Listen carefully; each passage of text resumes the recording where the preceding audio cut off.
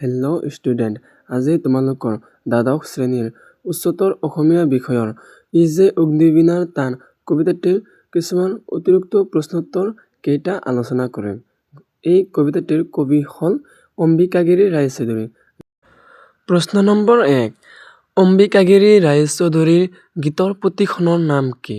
উত্তৰ: অম্বিকাগিৰি ৰায়চৌধুৰীৰ গীতৰ পুথিখনৰ নাম হ'ল চেতনাৰ কণ্ঠ।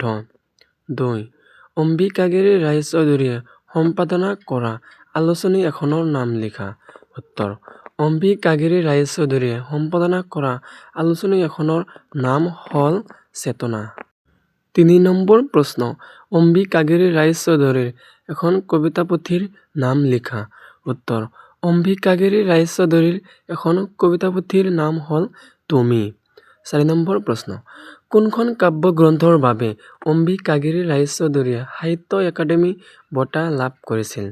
উত্তৰ: বেদনাৰ উল্কা কাব্যগ্ৰন্থৰ বাবে অম্বিকাগিৰি ৰায়চৌধুৰীয়ে সাহিত্য একাডেমী বঁটা লাভ কৰিছিল। অসমীয়া সাহিত্য জগতত অম্বিকাগিৰি ৰায়চৌধুৰীক কি কবি ৰূপে অভিহিত কৰা হৈছে? উত্তৰ: অসমীয়া সাহিত্য জগতত অম্বিকাগিৰি ৰায়চৌধুৰীক অসম কেশৰী ৰূপে অভিহিত কৰা হৈছে। 6 নম্বৰ প্ৰশ্ন। কি পদৰ কাৰণে মহা হলাহল পান কৰাৰ কথা কোৱা হৈছে? উত্তৰ: মৃত্যুঞ্জয় পদৰ কাৰণে মহা হলাহল পান কৰাৰ কথা কোৱা হৈছে। 7 নম্বৰ প্ৰশ্ন। সুধাৰ কাৰণে কোনে হিন্দু মথন গান গাইছিল? উত্তৰ: সুধাৰ কাৰণে দেৱ দানৱে হিন্দু মথন গান গাইছিল। 8 নম্বৰ প্ৰশ্ন। হলাহল শব্দৰ অৰ্থ কি?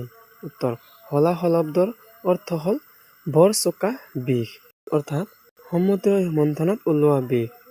9 নম্বৰ প্ৰশ্ন। নিনাদ শব্দৰ অৰ্থ কি? উত্তৰ: নিনাদ শব্দৰ অৰ্থ হ'ল শব্দ।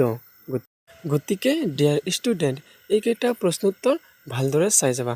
ইয়াৰ পৰা পৰীক্ষাত অহাৰ সম্ভাৱনা খুবেই বেছি। আৰু ভিডিঅ'টোৰ পৰা যদি কিবা উপকৃত হোৱা, চেনেলটো ছাবস্ক্ৰাইব কৰি ৰাখিবা। ধন্যবাদ।